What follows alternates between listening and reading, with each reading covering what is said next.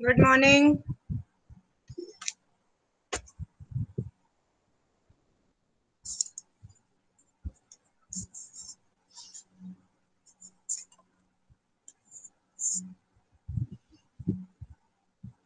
आज सारी टाइपिंग करने लग गए, बोल क्यों नहीं रहे हो?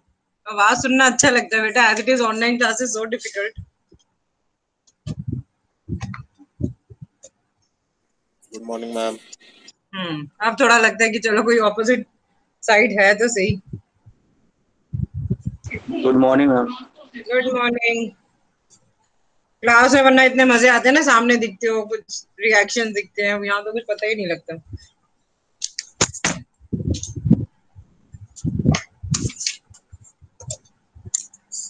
Okay, so what were the three major components of the models we did yesterday of response hierarchy? क्या क्या थ्री components है मेजर?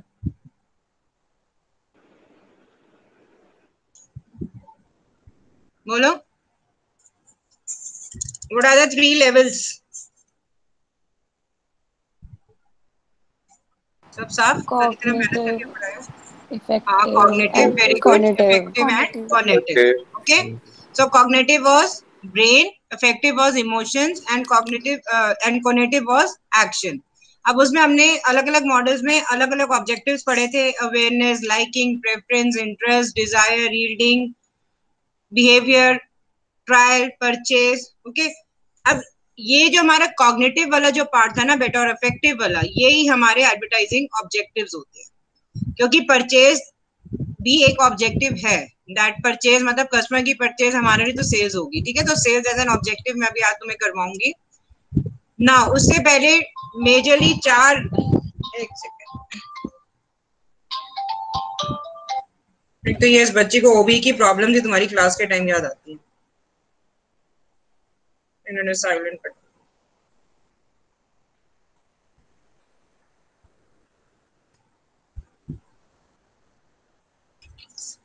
ओके. सो अब मैंने तुम्हें बताया था चार. बेसिकली ना पहले हम तीन बोलते थे. अभी तक मैं तुम्हें तीन ही इसलिए बता रही थी क्योंकि जिससे कि तुम रिलेट कर सको. किस तरह के ऑब्जेक्टिव्स होते हैं? You inform the market, you persuade the market, you remind the market. ठीक है. ये तीन मैंने तुम्हें बताए थे. Now fourth what we are going to talk about is reinforce in the market. ये कोई भी आप एडवर्टाइजिंग ऑब्जेक्टिव लेते हो ना, इन चारों में से कोई ना कोई फंक्शन वो कर रहा है. इधर वो इन्फॉर्म कर रहा है, या वो परसुएट कर रहा है कस्टमर को कि आप ये पर्टिकुलर ब्रांड खरीदिए, या वो कस्टमर को रिमाइंड कर रहा है. रिमाइंड वाली स्टेज आपकी मेच्योरिटी में होती है, जब आपको top of the mind awareness चाहिए, एफएमसीजीज में स्पेशली, और वहीं पे आप री करते हो. ठीक है. अब now you see this ad, फिर मैं तुम्हें डिफरेंस पूछती हूँ.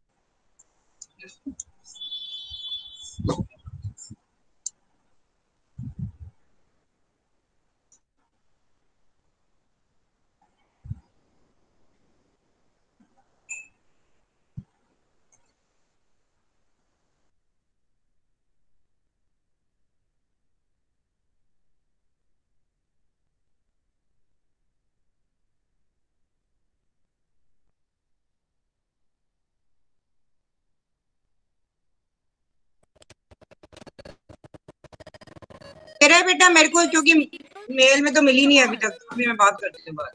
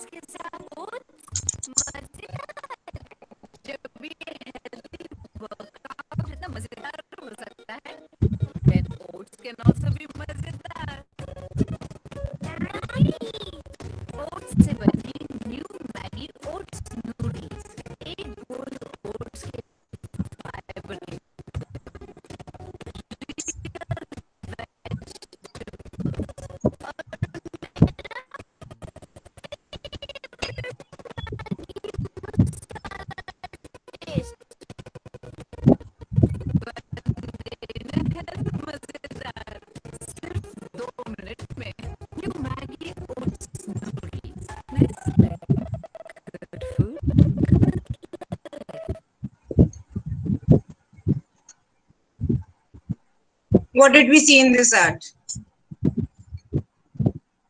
क्या देखा हमने ad में?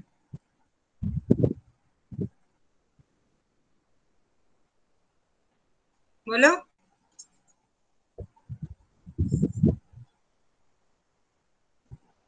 किस चीज की ad थी? देख, किसी को समझ आई? क्या दिखा रहे हैं? क्या दिखा रहे हैं? नूडल्स की। ओट्स। ठीक है, इन्होंने क्या किया था, एक टाइम पे पहले आटा नूडल्स निकाले थे, आज भी आते ही हैं खैर, लेकिन टेस्ट बिल्कुल नहीं आता, टेस्ट भी हेल्दी भी। यस, तो उन्होंने शुरू किससे किया? एक वर्कआउट के साथ किया है, जिससे कि मतलब देखो, मैगी और उसमें वर्कआउट, ये एक कॉन्ट्रडिक्टरी सिचुएशन है।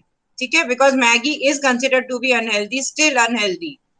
एक टाइम पे जो मैगी की एड्स होती थी ना, जो बोल दिखाते थे ना, खाली मैगी होता था, अब सब्जियों के साथ ही दिखाते हैं, राइट?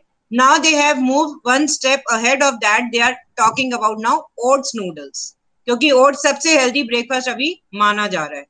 अब this is a very simple ad. यहाँ पे हमें ऑब्जेक्टिव बिल्कुल क्लियर है, that they are informing the market about a new product. ठीक है, नाउ सी दिस।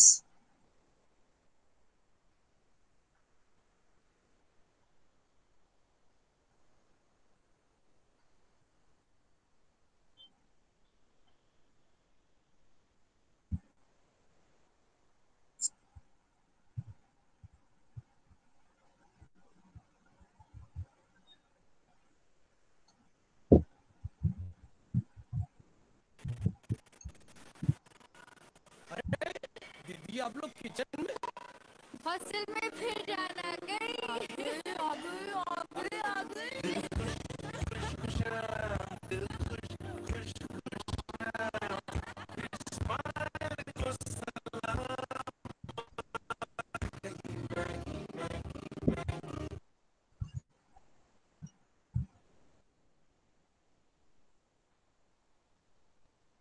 क्या लगता है तुम्हें, किस तरीके, किस चीज की एड है ये? क्या एड है ये? From where Maggi is back? हाँ आशीष, मैगी की तो है, बट कब की एड लगती है ये? Yes, Maggi from defamation. 2000, yes Tarun, जब ये 2015 में जब आपका लेड का प्रॉब्लम हो गई थी, उसके बाद फिर उन्होंने कुछ टाइम के लिए, यस आशीष, मैगी रिटर्न, तो ये शायद पहले भी रिटर्न टाइप करना चाह रहा होगा, बीच में तरुण ने टाइप कर दिया। सो अब इन्होंने क्या किया, अब जब आप इनके सारे टेस्ट वगैरह हो गए, there was no problem with the brand, so they launched a series of Maggi. जगह जगह सोची इन्होंने कि मैगी कहाँ कहाँ मैक्सिमम यूज होती है। So first advertisement they came out were on aimed at mothers. ठीक है, second was on the hostel students, because hostel students Maggi के मेजर कंजम्पशन यूनिट में आते हैं। उसके बाद अब ये थर्ड एड देखो, कितनी कितनी अच्छी एड बनाई है इन्होंने, ये this was just too good. ये कल ऐसी इंसिडेंटली मिल गई मुझे एड।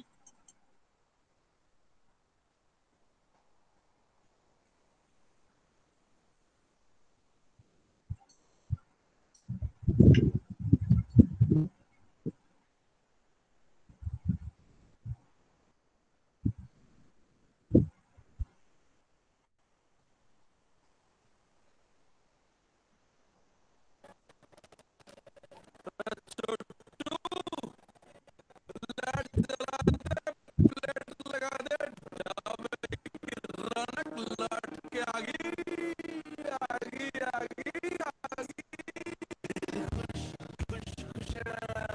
दिल खुश खुश खुश है, स्माइल को सलाम आ गई।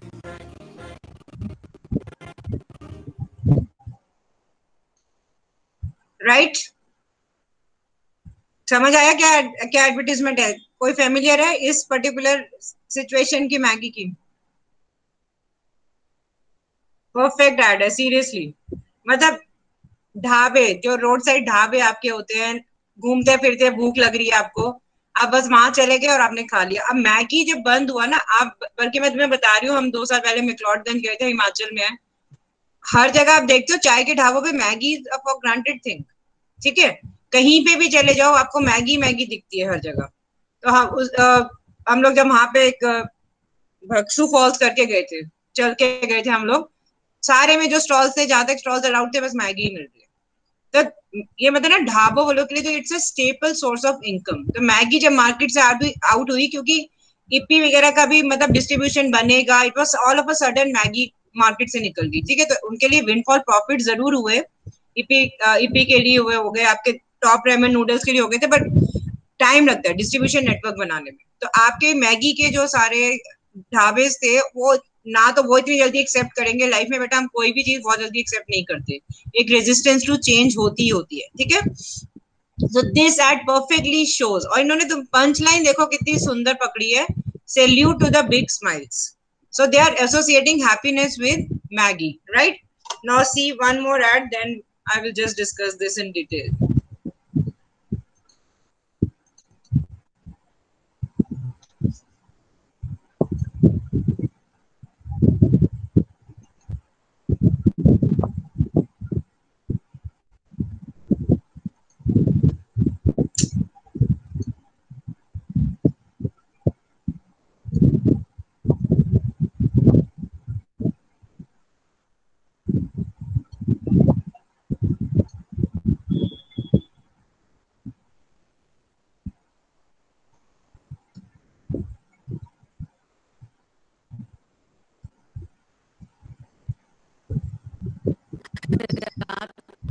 सोनू जब दबे पाँव आकर मैगी बनाता था, मुझे पता होता था माँ के कान से कभी झुकती है कोई आहट,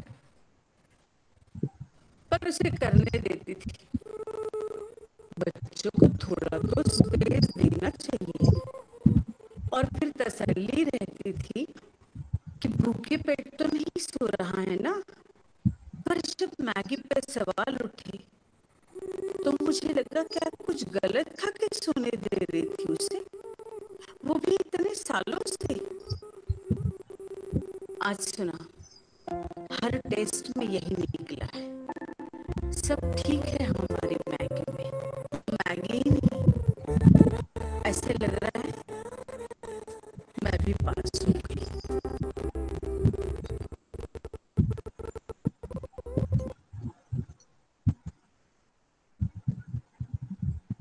देखो कितनी ये स्टोरी टेलिंग, वेरी गुड आकाश, पहले ही बता दिया।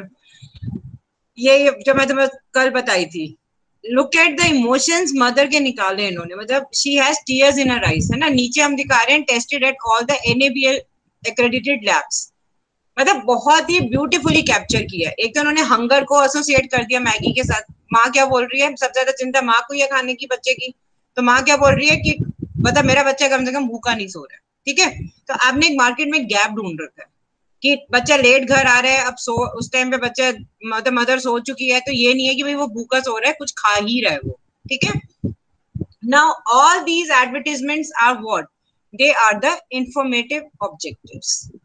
तो इसीलिए मैं तुम्हें कल जब हम बात कर रहे थे, कुछ बच्चे बोल रहे थे कि ma'am when you have a new product, awareness की जब मैं बात कर रही थी, अवेयरनेस जरूरी नहीं है बेटा when you have a new product. मैं इसी पॉइंट को बताना चाह रही थी, it can be an existing product, it might be an extension of the existing product, it might be a situation like this Maggi.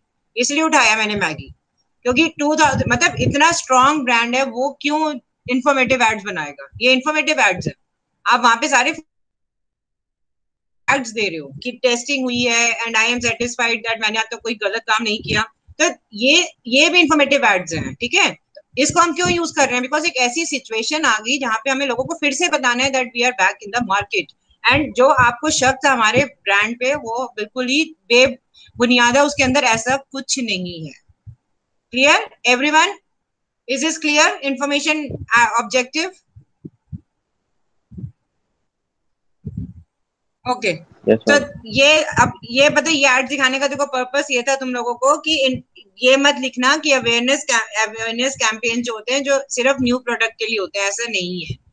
It might be for anything, कुछ भी unique situation हो सकती है।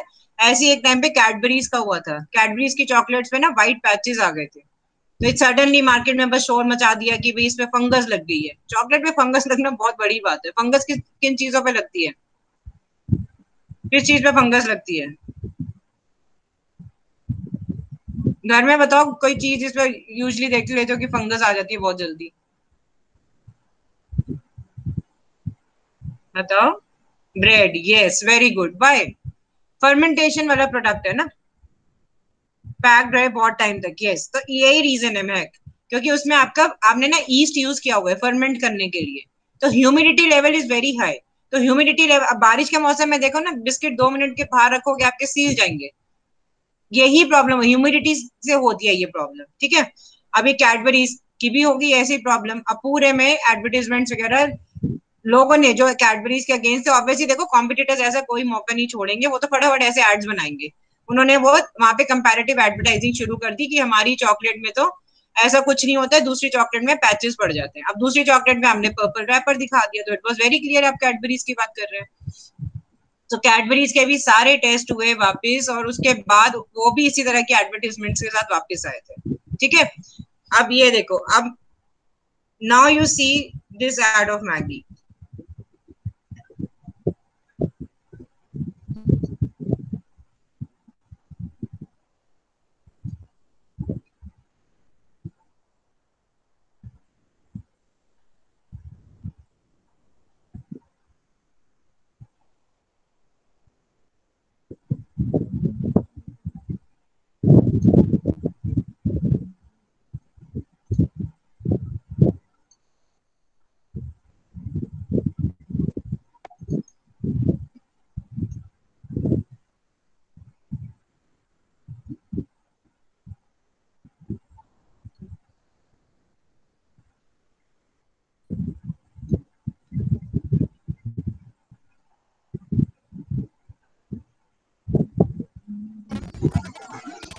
मेरी मैगी बनाए 2 minute में खुशियाँ and hit it.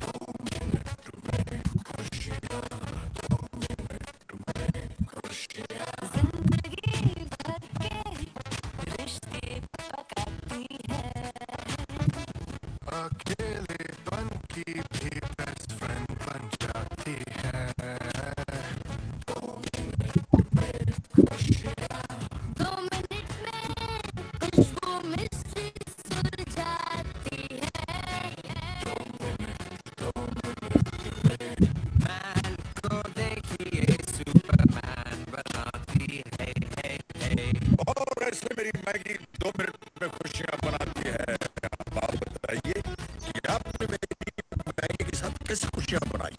मैं आपकी कहानी सुनाऊंगा बैक पर जी पर आपके साथ मेरी मैगी 2 मिनट में खुशियाँ। क्या कहना चाह रहे हैं साइड में, यहाँ पे इन्फॉर्म तो नहीं कर रहे, that is very clear. They are not talking about the brand in any perspective. ना तो उन्होंने ये बताया कि हम न्यू क्या लाए हैं, ना उन्होंने ये बताया कि मैगी में जो प्रॉब्लम्स थी वो अब सॉल्व हो गई है। क्या बता रहे हैं, what is he talking? Use Maggi and tell what is your experience. Yes Amit, happiness, good.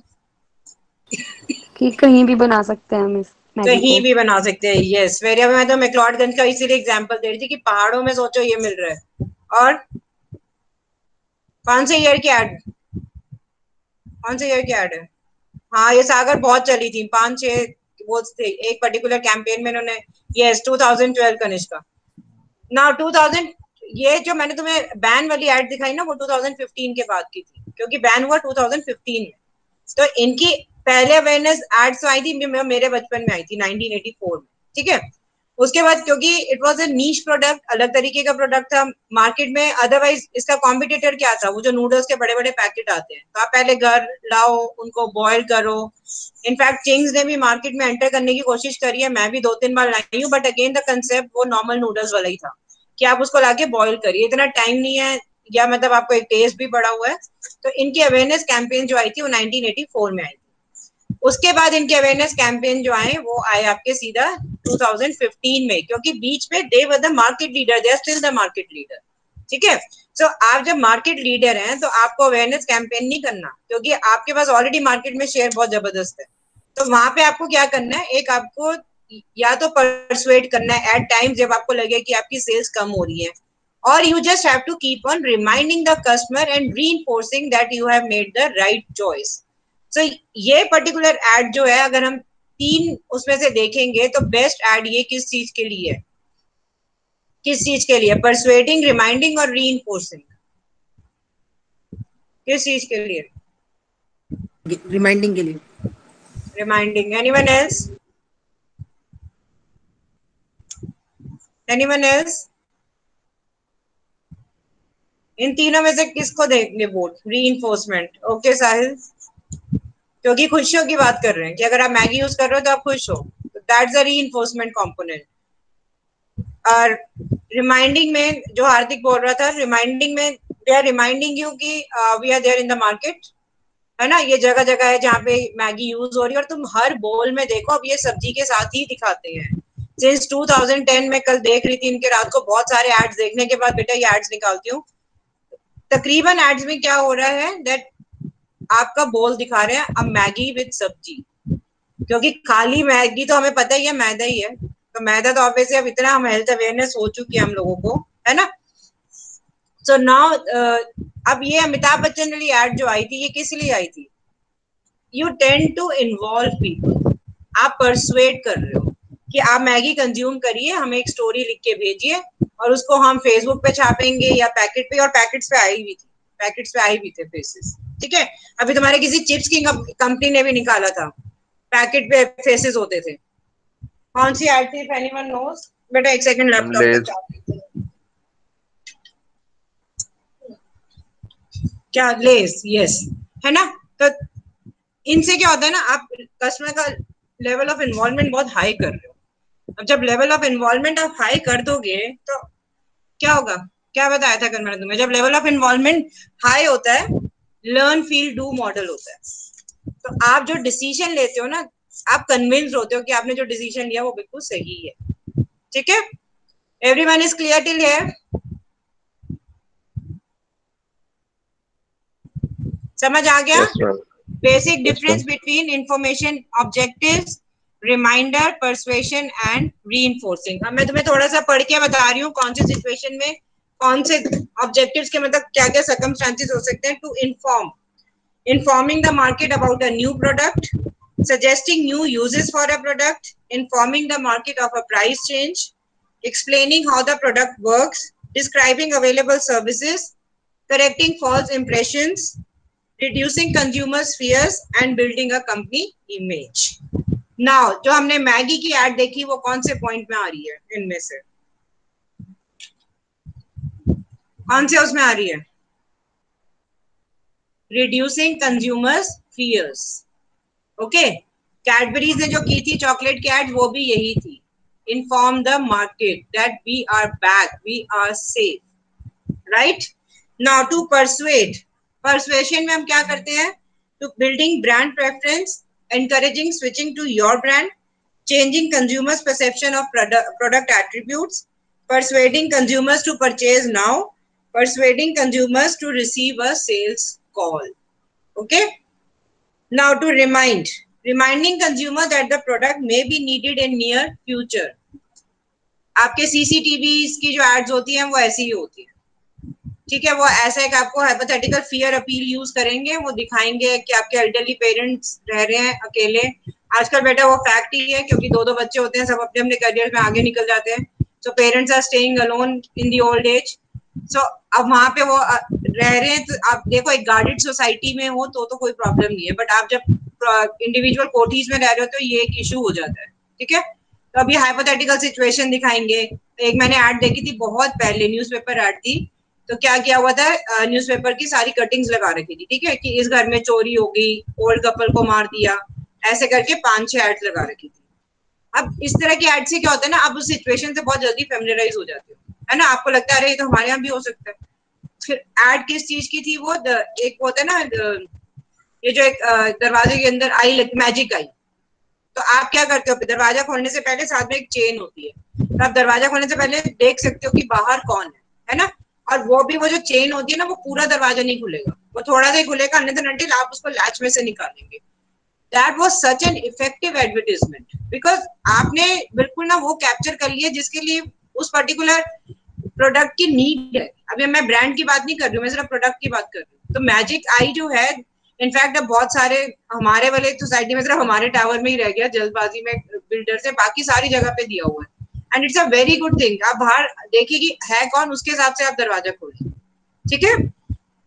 Then you have reminding consumer where to buy the product from, ये भी एक काम होता है। आप मेच्योरिटी स्टेज में है तो आपको ये भी बताते रहना पड़ेगा कि कंज्यूमर आपका ब्रांड खरीद कहाँ से पे सकता है, ठीक है। Then you have keeping product in consumers mind during off season, यही जो मैं तुम्हें बता रही थी कोल्ड ड्रिंक एंड आइसक्रीम। तो कोल्ड ड्रिंक और आइसक्रीम हमारे बच्चों ने तो सर्दी में कंप्लीट नो नो थी। अब क्या है, now it is an acceptable part. आप सर्दी में भी आइसक्रीम भी ले लेते हैं, आप सर्दी में कोल्ड ड्रिंक भी ले लेते हैं, है ना। And then maintaining top of mind awareness, ये तो मैं तुम्हें बार बार बता रही हूँ बेटा। मतलब एफएमसीजीज में तो specially it is very important, we are still indifferent. हम जितने भी ब्रांड ऑयल हो फिर भी इनडिफरेंट होते हैं, ठीक है। ये ऑपोजिट टर्म्स यूज कर रही हूँ मैं। अब इसको एग्जाम्पल समझो, आप एक पर्टिकुलर ऑयल ब्रांड यूज करते हो, अब वो ऑयल नहीं मिला, आप अपनी मंथली ग्रोसरी शॉप पे गए हुए हो, if you are not using online shopping. So अब वहां पे जब आप गए तो वहां पे किसी कंपनी का वो खड़ा हुआ था, उसने एक पर्टिकुलर ऑयल को प्रमोट किया, उसके साथ उस दिन कोई स्कीम भी थी। आप बहुत लॉयल हो उस पर्टिकुलर ब्रांड के ऑयल के, ठीक है, अपने वाले के, बट यहाँ पे somewhere you will get tempted and you will by this. Why this happens? Because we are deal prone customers. Deal prone होता है कि जहां हमें अच्छी डील मिलती है, we go in for that. अब आप साबुन खरीदने जाते हो, if you are not using Dove, Dove तो एक अलग आपका सेगमेंट है, if you are not using Dove जिसपे 3+1 मिल रहा है वो ले लेते हो, है ना, क्योंकि again we are deal prone. तो अब 3+1 भी आप किसी लोकल का नहीं खरीद लोगे, आप उन्हीं का खरीदोगे जो आपके top of the mind awareness में ब्रांड्स आते हैं, ठीक है। Then you have to reinforce. Reinforce हम क्या करते हैं? Convincing the present customers that you have made the right choice and highlighting the positive features of a product that satisfies the people. ठीक है? Now, why are objectives important? First is they are the communication devices. उसी से पता लगता है कि आपने बताना क्या है कस्टमर को, आपने कम्युनिकेट क्या करना है ना। एडवर्टाइजिंग में तुम्हें बताया था कम्युनिकेशन ही तो है, तो आपने कम्युनिकेट क्या करना है ये हमें ऑब्जेक्टिव से ही पता लगता है। That what is our objective, हम मतलब अवेयर करना चाहते हैं, हम परसुएट करना चाहते हैं, हम रीइंफोर्स करना चाहते हैं, हम रिमाइंड करना चाहते हैं। तो that is what our objective serve as communication devices. Okay, then you have framework for decision making. See my objective is awareness, ठीक है। एक ऑब्जेक्टिव अवेयरनेस है, एज ए हाइपोथेटिकल एग्जांपल ले रहे हैं हम, और एक ऑब्जेक्टिव जो है मेरा, I have come with a new detergent in the market, so my objective is awareness. Now किस तरह की एडवर्टाइजमेंट तुम बनाओगे, what strategy can you think of, because detergent की मार्केट तो बहुत ज्यादा पेनिट्रेटेड है। किस तरह के एडवर्टाइजमेंट बना सकते हो उसमें? मैम कुछ नया मैम जो आज तक किसी ने ना किया हो। हाँ, तो क्या हो सकता है? सोचो, डिटर्जेंट का तुम्हें ब्रेनस्टॉर्मिंग करने के लिए कह रही हूँ, डिटर्जेंट में क्या नया ला सकते हो तुम? It's a very generic thing, detergent में क्या नया ला सकते हो? ज्यादा base level, okay, whiteness. Take support of any recognised person, brand हम एम्बेसडर। बाय टाइम ऑफर्स ले सकते हैं, buy one get one free और एनीथिंग। यस यस, भाई आप किसी एग्जिस्टिंग मार्केट में घुस रहे हैं, ओके, जहां पे आपके कॉम्पिटिटर्स काफी हैं और प्रोडक्ट जेनरिक है, राइट। सो अब आपके पास मतलब एक मेजर चीज जो प्ले करने के लिए बचती है ना, that is price factor, sales promotion schemes. Now जब आपने इस तरह की एडवर्टीजमेंट्स बनानी है तो advertisement would be entirely different. So आपके पास अगर एक कम्युनिकेशन ऑब्जेक्टिव होता है कि आपने किस तरह के ब्रांड के साथ मार्केट में अभी जाना है, कौन सी मार्केट में जाना है, and the objective is awareness. तो अवेयरनेस यहाँ पे करवाने के लिए best would be that you offer some price incentive. तो आप उसी के हिसाब से अपना बजट एलोकेट करेंगे, उसी के हिसाब से आप मीडिया चूज करेंगे, है ना। अब मीडिया में देखो हम यहाँ पे क्या करेंगे, do you see 555 ads on Star Plus? देखते हो, देखते हो 555 साबुन आती है कपड़े धोने की, आज भी लोग यूज करते हैं, नहीं देखते ना। मैक देखा है 555 की साबुन की एड? मैक यस किसके लिए लिख रही है, बोलो। इसका शायद वो खराब होगा। नहीं देखा 555 क्यों?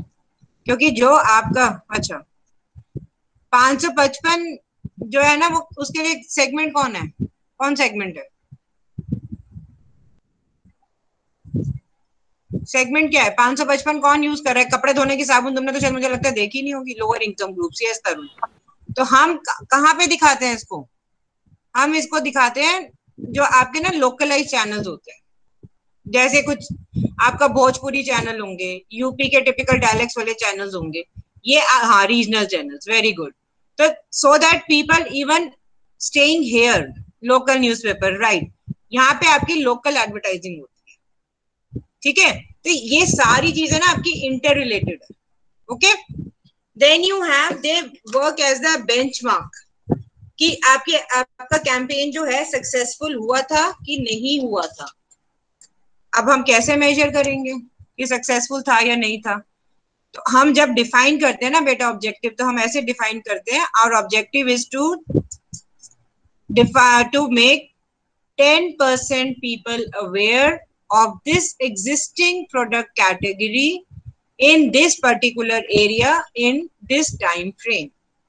क्योंकि आपको जब भी कोई चीज इवेलुएट करनी होती है ना, कोई आपका जब टेस्ट होता है, एक मैक्सिमम मार्क्स दिए जाते हैं ना, हर क्वेश्चन पे मार्क्स होते हैं, वरना ऐसे ही बस टेस्ट दे देंगे तो कोई क्वेश्चन 3 नंबर का, कोई 5 का, वो तो हर टीचर के ऊपर फिर आपके वो सब्जेक्टिव हो जाएगा।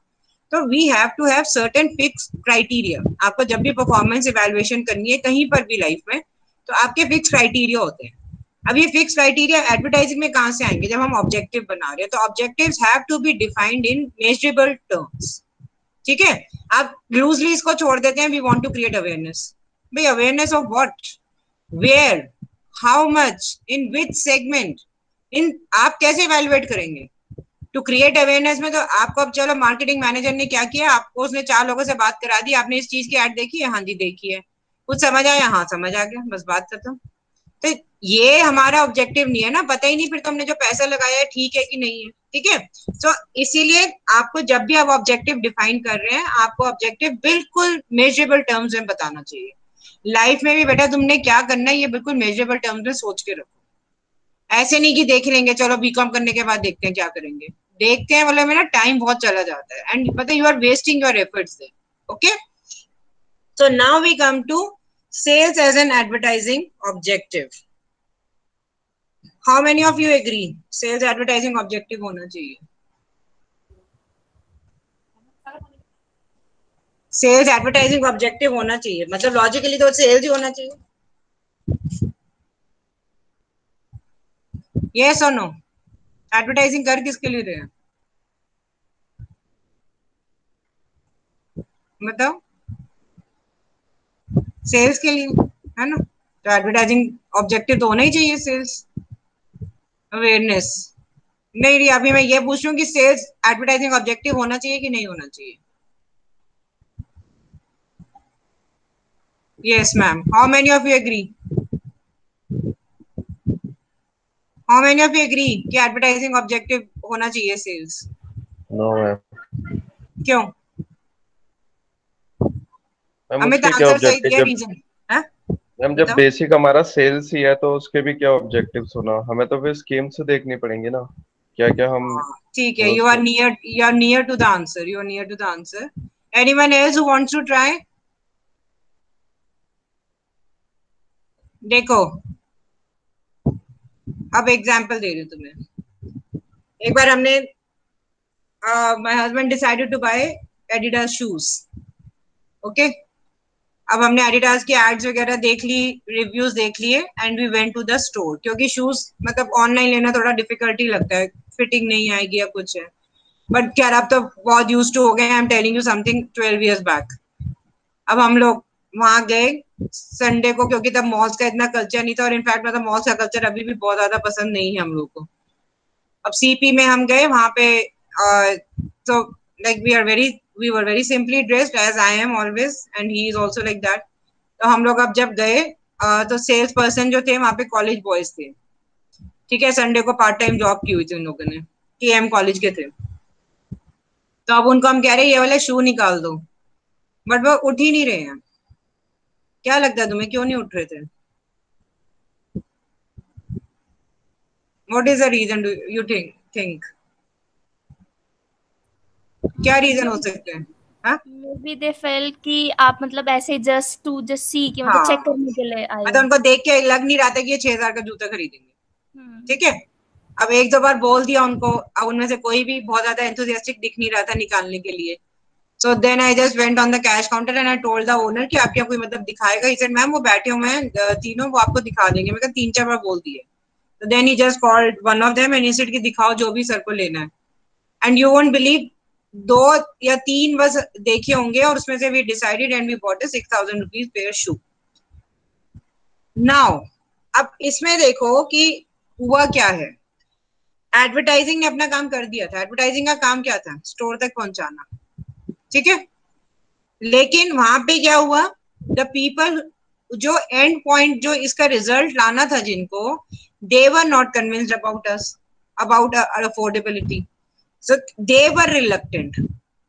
अब देखो हर कस्टमर ऐसा तो नहीं है कि जाके वो बोलेगा काउंटर पे कि कोई दिखा नहीं रहा है। The customer might walk off also. So अब इसमें एडवर्टाइजिंग को ब्लेम करोगे? इसमें एडवर्टाइजिंग को ब्लेम करेंगे? No no. क्योंकि एडवर्टाइजिंग ने अपना काम कर दिया। एडवर्टाइजिंग का काम क्या था? इन्फ्लुएंस करने का, ठीक है। यस आकाश। सो अब एडवर्टाइजिंग ने अपना काम किया, आपको स्टोर तक पहुंचा दिया, लेकिन वहां पे जो स्टोर पे जो लोग हैं जिसको इसको सेल में कन्वर्ट करना था, they were least bothered. So first reason why we prefer not to take sales as an objective is that advertising is only one of the factors affecting sales. Clear? What are the other factors? It might be pricing, क्योंकि हर चीज का price तो यहाँ पे आ नहीं रहा ना advertisement में। तो आप एडवर्टाइजमेंट देख के तो बड़ा इन्फ्लुएंस हो गए कि आपको वो ब्रांड लेना है, लेकिन जब आप वो ब्रांड मार्केट में लेने गए, it was very expensive, it was beyond your budget. So again advertising has done the task. Advertising का टास्क इस वाले केस में आपको क्या लगता है क्या रहा होगा? क्या रहा होगा एडवर्टाइजिंग का टास्क? बोलो, सोचो एडवर्टाइजिंग ऑब्जेक्टिव यहाँ पे क्या रहा होगा?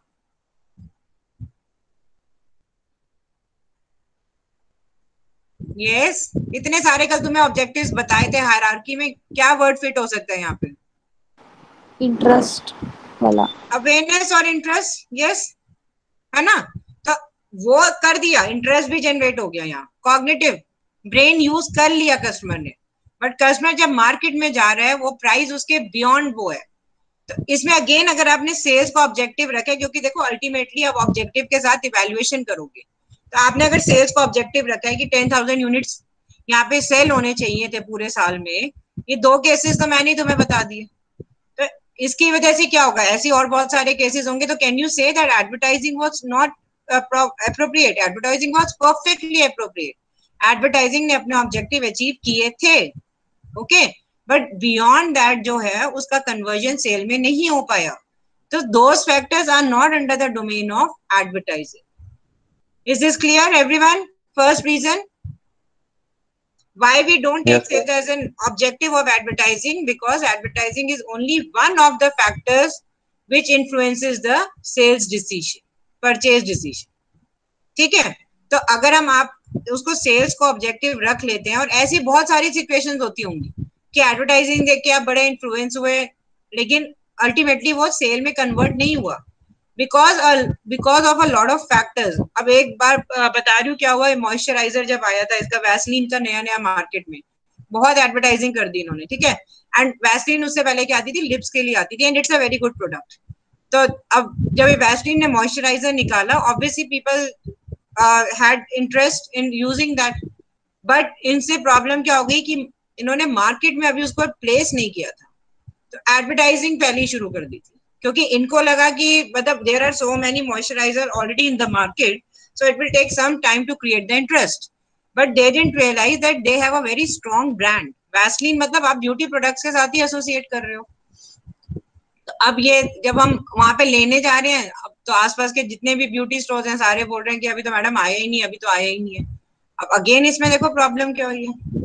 अब क्या होगा? अब मेरा आज खत्म है मॉइस्चराइजर, मुझे मॉइस्चराइजर खरीदना था, तो आई हैड थॉट दैट मैं वैसलीन, ठीक है, अब वैसलिन मॉइस्चराइजर उस दिन मिला नहीं, अब मैं क्या वेट करती रहूंगी? अब पता ही नहीं कि आएगा कब तक, ये भी नहीं पता है ना. So I have shifted to the next brand. Again advertising has done its work with a new product also, but अब यहाँ पे डिस्ट्रीब्यूशन स्ट्रैटेजी की प्रॉब्लम होगी. सो अगर आप सेल्स को एडवर्टाइजिंग ऑब्जेक्टिव ले लेते हो, आप क्या करोगे? अरे इतने यूनिट्स नहीं बिके, छोड़ो, एडवर्टाइजिंग बंद करो. ऐसे ये गलत करोगे आप, क्योंकि people are getting interested in your brand, people are influenced by your advertising. आपका advertising objective जो है पूरा हो रहा है. So please avoid taking sales as an object. Ultimately तो sales ही होनी है. आप awareness रखो, आप interest रखो, आप कोई भी objective रखोगे, ultimately तो आपकी sales ही होगी. ठीक है? Then next factor is there is a long term effect of advertising on sales. इसका क्या मतलब है? आज कार की एड्स आती हैं, पेपर में आती हैं, टीवी में आती हैं कार की एड्स. अब आज ही कार खरीदने चल पड़ते हो? यस और नो? नो मैम, है ना? तो आपको वो एडवर्टाइजमेंट कब याद आएगी? कब याद आएगी वो एडवर्टाइजमेंट? Budget check, okay. वो एडवर्टाइजमेंट कब याद आएगी आपको? हम जब हमको नीड when होगी इस we चीज buy, की. yes Amit, right, when we have enough money, right, need और अफोर्डेबिलिटी जिस दिन होगी, तो उस दिन आपको जरूर याद आएगा कि अरे हाँ ये भी ब्रांड है. ठीक है? तो एडवर्टाइजिंग का क्या हो रहा है? Basically you have a long term effect also. So अब आप जब सेल्स को एक ऑब्जेक्टिव बनाया, बेटा ऑब्जेक्टिव जो हम एनुअल बेसिस पे ही बनाते हैं, क्योंकि आपको परफॉर्मेंस रिपोर्ट्स तो देनी है ना एनुअली. अब आपने तो ऑब्जेक्टिव में डाल दिया सेल्स. अब इस साल में इतने यूनिट्स की सेल होनी चाहिए, लेकिन सारे कस्टमर उसी साल में थोड़ी खरीदने वाले हैं. एडवर्टाइजिंग कहीं ना कहीं तो अफेक्ट करता है, लेकिन प्रॉबेबली आपको रिजल्ट उसी साल में नहीं आने वाला सेल्स के रूप में. तो again this is one drawback. तो पहले कंपनीज यही करती थी कि सेल्स को ऑब्जेक्टिव लिया, क्योंकि इन सब कंसेप्ट की अवेयरनेस नहीं थी, या थी भी तो वेरी डिफिकल्ट टू इम्प्लीमेंट. आपने सेल्स को एडवर्टाइजिंग ऑब्जेक्टिव ले लिया, एंड उसके बाद these are the two problem, that it is one of the factors, and secondly it has a long term effect. तो इमीडिएट सेल्स जो हो गई वो तो हो गई, चलो ठीक है. दूसरे में क्या होगा? Brand awareness and favourable attitude होगा. जैसे पेटीएम का मैंने तुम्हें बताया था, मैंने जब पेटीएम की एड देखी है और उसके बाद जब पेटीएम यूज करना शुरू किया, there was a gap of 2 years. तो डीमोनेटाइजेशन के टाइम जब ये आया कि अब आपको कोई वॉलेट यूज करना है, I was comfortable using Paytm. ठीक है? क्योंकि आई वाज फैमिलियर. लेकिन पेटीएम के अगर उस साल के उसमें तो मैं कस्टमर नहीं रही, उससे अगले साल में भी नहीं रही, क्योंकि 2 साल तो I was not a customer of Paytm. तो उस टाइम पे मेरा फियर ये था कि how can I put online money somewhere, private firm है, कल को अकाउंट ही बंद कर दे, मेरा तो पैसे ही चला जाएगा. लेकिन अब जब आपका डीमोनेटाइजेशन आया, नीड बन गई, नीड क्रिएट हो गई. Now you have to use a Paytm wallet, you have to use any e wallet. उसमें आप किस में जाओगे? आप पेटीएम में जाओगे. क्यों? क्योंकि आप 2 साल से एडवर्टाइजमेंट देख रहे हो. समझ आया? Everyone is clear with this? ये क्वेश्चन आ जाता है, why sales should not be taken as an advertising objective. So there are 2 reasons. It is one of the factors affecting sales, and second is advertising has a long term effect. Okay, sales जो है आपकी yearly होंगी या quarterly होंगी या monthly होगा आपका, तो आपको सेल्स अल्टीमेटली नहीं लेना है. आपको ये लेना है कि उसने फेवरेबल एटीट्यूड क्रिएट किया कि नहीं किया. Right? Now we come to setting advertising objectives. First is who is the target segment. ये मैं तुम्हें अभी बार बार समझा चुकी हूँ कि आप पहले तो अपना टारगेट सेगमेंट ही देखोगे. अगर टारगेट सेगमेंट आपका बेबीज है तो आपके चैनल्स बिल्कुल क्लियर आ जाते हैं. वहीं से आपके एडवर्टाइजिंग ऑब्जेक्टिव भी बिल्कुल क्लियर है. बच्चों के प्रोडक्ट्स में हम क्या करते हैं? We straight away jump to what kind of advertising? Awareness advertising तो हम करते ही नहीं, इंटरेस्ट एडवर्टाइजिंग करते हैं कि फटाफट इंटरेस्ट जनरेट कर दो बस बच्चों का किसी भी तरह, है ना? Then you have what is the ultimate behaviour you are trying to achieve, whether you just want to inform, you want to reinforce, you want to persuade. ये भी आपको क्लियरली लिखना पड़ेगा, क्योंकि हमने ये रूल आउट कर दिया कि हम सेल्स को ऑब्जेक्टिव ले रहे हैं. सेल्स को ऑब्जेक्टिव लेके आप कई बार बहुत अच्छी एड मार्केट से विड्रॉ कर सकते हो और कई बार बहुत बेकार एड भी चलती रहेगी। ठीक है, टाटा सॉल्ट की एड देखी है कभी हमने? देखी है कभी? बताओ, टाटा सॉल्ट की कभी एड देखी है तुमने? क्या दिखाते हैं? क्या दिखाते हैं? टाटा नमक देश का नमक, है ना? आपने वेरी गुड रिया। आयोडीन के बारे में तो ये मतलब I wanted to talk about this, देश का नमक। Now you have associated yourself with the feeling of patriotism. तो इनको तो बस थोड़े टाइम बाद, मतलब आपने एक बार पंच लाइन मार्केट में फिक्स कर दी, उसके बाद आप जैसी मर्जी एडवर्टाइजिंग कर लो, नमक तो बिकेगा ही। पेट्रियोटिक सॉल्ट, यस, है ना? तो अब इसके अंदर आप क्या डिजायर्ड बिहेवियर देख रहे हो? Your desired behaviour is sales in this case. लेकिन फिर भी sales as an objective Tata कभी नहीं रखती। Tata is next to government organisation, बहुत केयर करती है अपने एम्प्लॉइज की, so they never have such kind of measurable parameters. Okay, third is how can advertising help in achieving the desired behavior? अब देखो, इसमें दो चीजें होंगी, या तो आपके एग्जिस्टिंग कस्टमर्स हैं या न्यू है ना, या जो कुछ भी अभी यूज ही नहीं कर रहे, they are new to the market. तो आपको तीन तरीके के जो सेगमेंट्स हैं इसके लिए एडवर्टाइजिंग सोचनी होती है। एग्जिस्टिंग कस्टमर्स के लिए कौन सी तरह की एडवर्टाइजिंग कर रहे हैं हम? रिमाइंडर एडवर्टाइजिंग और रीइंफोर्सिंग एडवर्टाइजिंग। ठीक है, then new customers. Now new customers are those who are using this product, please mark my words, they are using the product not the brand. उसके लिए आप किस तरह की एडवर्टाइजमेंट करोगे? Awareness, creating interest, right? Then third, you have reinforcement. Then you have third. What was I talking? बीच में रह गया। हाँ, the customers who are not using the product. ठीक है, ब्रांड की तो बात ही नहीं कर रहे, हम तो प्रोडक्ट की बात कर रहे हैं। जब हम रूरल एरियाज में टूथपेस्ट के कोलगेट लेके गए हैं, तो यू आर किस तरह की एडवर्टाइजिंग, वहां पे तुम्हें क्या करना है? इस तरह की एडवर्टाइजिंग डालनी है तुम्हें कि ये वाला टूथपेस्ट यूज मत करो और ये करो, उसका फायदा क्या? उनको तो यही नहीं पता टूथपेस्ट है क्या। ठीक है, तो इसीलिए उन्होंने पहले वहां पे क्या किया? Primary demand advertising. तो प्राइमरी डिमांड एडवर्टाइजिंग में आप बेसिकली क्या कर रहे हैं? अवेयरनेस। यस आकाश, राइट, आप अवेयरनेस एडवर्टाइजिंग की बात कर रहे हैं। ठीक है, तो ये तीनों केसेस क्लियर हैं। एक आपका है जो आपके एग्जिस्टिंग कस्टमर्स हैं, तो ठीक है, उनके साथ आप थोड़ा थोड़ा रिमाइंडिंग और रीइंफोर्सिंग एडवर्टाइजिंग करते रहेंगे। उसके बाद आपको न्यू कस्टमर्स जो लाने हैं, उनके साथ आप अवेयरनेस एंड इंटरेस्ट का कर रहे हैं। And for the third segment which is not using the product, उनके लिए कंप्लीटली अवेयरनेस एडवर्टाइजिंग यूज करें। ठीक है, अब यहां से जो कल हमने मॉडल्स किए थे, तो जब आप एटीट्यूड फेवरेबल कर लेंगे, तो then you have to force them to have a trial purchase, या आप सैंपल्स भी दे सकते हैं। If you have money then you can give away the samples also. ठीक है, now the last topic for today is the DAGMAR approach. Paper में ये क्वेश्चन डेगमार तो आएगा ही आएगा। ठीक है, एक तो इसका बेटा फुल फॉर्म प्लीज अच्छे से याद करेंगे हम, तकरीबन बच्चे गलत लिखते हैं। डिफाइन एडवर्ट डेगमार मैग्नेट, पहले तुम्हें चार्ट में बोलने में ना कई बार क्लैरिटी नहीं होती।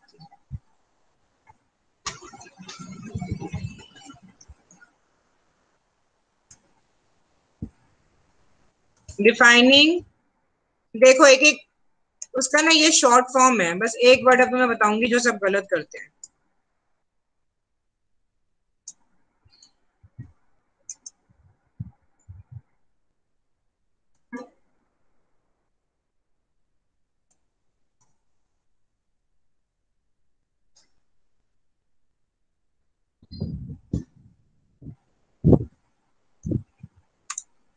Defining advertising goals for measured advertising results. अब पेपर में बच्चे क्या क्या वो देते हैं, तुम्हें वो भी बता रही हूँ। For measurement of advertising results, for measuring advertising results, ये तो बहुत आसान है। डीएजी तो बहुत आसान है, सारी गड़बड़ ये वाले वर्ड्स में होती है। तो इसको प्लीज बेटा अच्छे से हम करेंगे। ये इसको कई बार दूसरे नाम से भी पूछ लेते हैं। That please talk about the Russell H Collins model, approach और मॉडल।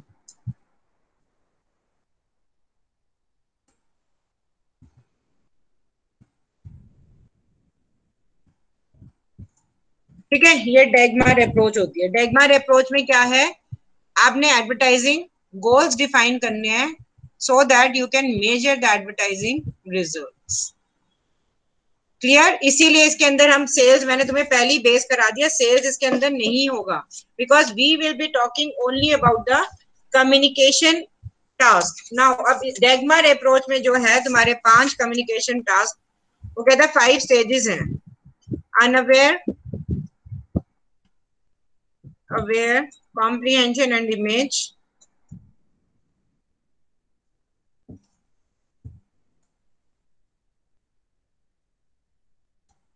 attitude and action। अभी कल वाले मॉडल से देखोगे ना, ये सारे आपस में बस जुड़े हुए हैं मॉडल्स, ठीक है? तो बस वर्ड चेंज होते रहते हैं, सिनोनिम्स दिए हुए हैं इन्होंने मॉडल्स में। सो अब इसने अवेयरनेस में जो है ना 2 स्टेजेस लिया था, अनअवेयर एंड अवेयर। तो you have to see whether you are entering an absolutely new market or you are entering a market where people are aware। ठीक है, सो यहाँ पे मेजर फर्क क्या होगा, दैट अवेयरनेस में थोड़ा सा आप और आगे जा सकते हैं एडवर्टाइजमेंट्स में, ठीक है? Then you have comprehension and image. Comprehension मैंने तुम्हें कल भी बताया था, ये भी कॉग्निटिव ही है, क्योंकि आप सोच रहे हैं, कॉम्प्रिहेंड कर रहे हैं चीजों को, ठीक है? उसकी वजह से क्या इमेज बन रही है। Then the kind of attitude we develop and the action. This is the Degmar approach.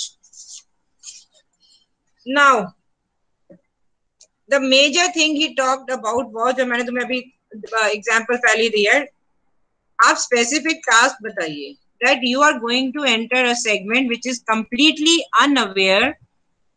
We want to create awareness of 10% in this particular area in this particular time period.